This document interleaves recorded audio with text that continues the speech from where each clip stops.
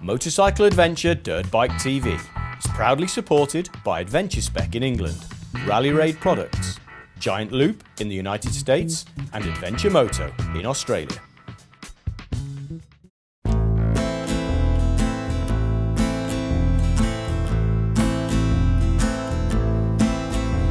Ох, русское поле, заоблачный край, дороги открыты, иди выбирай, и каждому выбор в жизни был дан. The city of Nizhny Tagil has a long history of iron ore production that goes back to 1696. It was one of the centres of Russian industrialisation and is the largest main battle tank manufacturer in the world. The very modern T-72 and T-90 tanks are produced here, but Renat has taken me to the Tank Museum for a different reason. He used to drive a T-34 and he wanted to get reacquainted with his old friend. The first challenge is getting into the thing. You get in first. The T-34 was regarded as a very effective design, highly manoeuvrable, heavy firepower and difficult to stop. Is this this sort of tank you drove, this one? Yes. Despite the T-34 being his old friend, Renat couldn't help but take a closer look at the mighty T-72. For the next couple of days we were punching out close to 1,000 kilometres per day. And if you've got to do big kilometres on the blacktop, there's nothing better than having the slowly setting sun on your back. But once that sun goes down, Russia has a nasty surprise. One of the challenges of riding in Russia is mosquitoes and insects. The evening or twilight here goes for hours and hours and hours, and the mosquitoes just smash you. Get a load of this. If the bugs would let us, we were heading to the stunning city of Tobolsk, a very special place for Russians, as it is considered the historic capital of Siberia. Its history stretches back to the 1500s, a rich city fueled by activity of merchants who used the confluence of two large rivers to ply their trade. Wow. It is one of the few cities in Russia which has a standing stone Kremlin, a 17th century stone-walled fortress that surrounds the majestic Cathedral of St. Sophia, built in the 16th century, as well as many other palatial buildings. This Kremlin is spectacularly set on a high riverbank. In 1917, Tsar Nicholas II and his family, the last royal family of Russia, were taken to this residence, where they stayed until the spring of 1918, when they were moved further west by the Bolsheviks and later executed. Back on the road and heading to the Altai Mountains, but first we have to deal with the Stans, that huge flat grassland that seemingly goes on forever. We had dropped southeast from the city of Nizhny Tagil. The Kazakhstan border was now just a couple of kilometres to our right. It's so bloody hot. Very hot, really. Like in desert. Like in desert. Yes, I'd agree with that.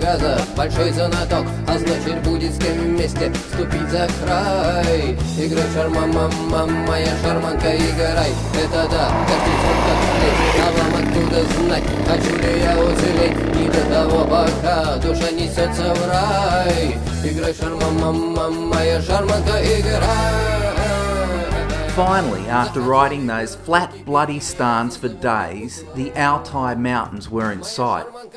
Soon it would be time to up the tempo and get into the twisty blacktop and flowing gravel trails, and take in some mountain views.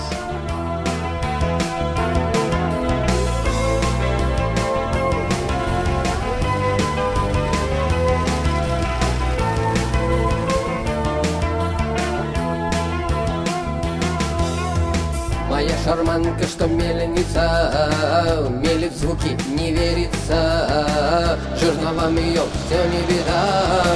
Играй шарманка, моя шарманка, играй, прищипни мне руку, чудеса. Все, что может, шевелится, и душа несется в рай. Играй, шарма, мама, моя шарманка, играй, шарма, мама, моя шарманка, играй, шарма, мама, моя шарманка, играй, шарма, мама, моя шарманка.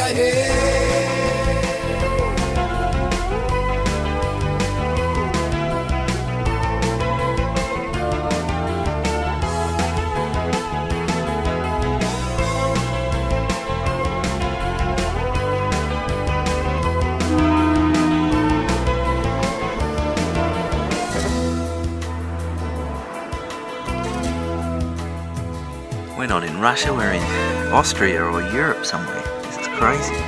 Beautiful. As we left this stunning lake village, Renard did a really bad thing that drove me nuts for the rest of the trip. He introduced me to this tune that I just couldn't get out of my head.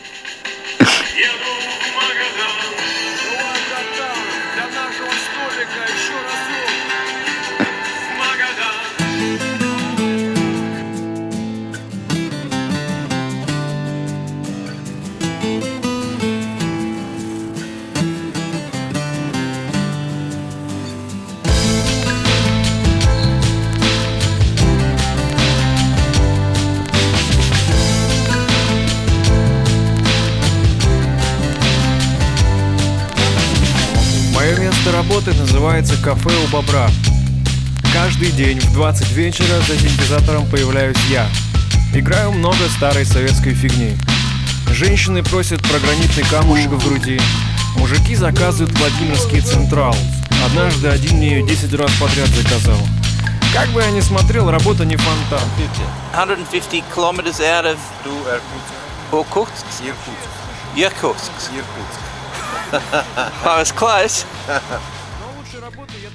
Our next goal was to ride around the base of Lake Baikal and up its eastern side.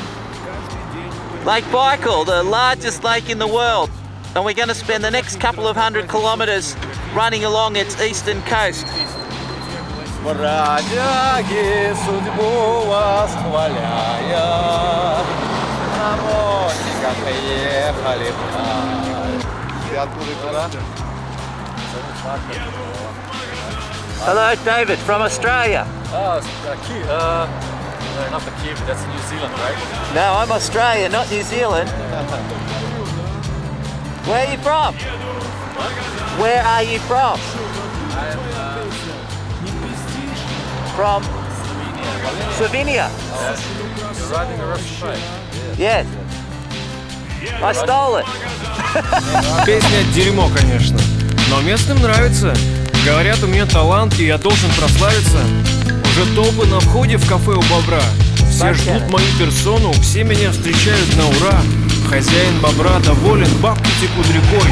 Уволил сессионную певицу, повысил мне ставку. Ты, говорит, только Вася, пой, Вася, пой. Мою песню мы начали продавать в рингтонах. На концерты приходят люди в погонах. Над Черноморским побережьем звучит Магадан. Я реально поднялся, я реальный пацан. Еду в Магадан. Давай, братан, для нашего столика еще разок. Магадан. Давай, брат, давай. Couldn't say it was the sandiest beach I've been on. From the map, it doesn't look much in the vast Russian landscape, but it is the largest freshwater lake by volume in the world and contains roughly 20% of the world's unfrozen water. It also holds other records: world's deepest lake at 5,400 feet and the world's oldest lake at 25 million years. I'll show you how that's done in a minute. Back on the bikes. While I get down to editing the next episode of the Russian Magadan motorcycle adventure, here are a couple of links to other adventures that will get you revved up and motivated to get on that bike and go for it.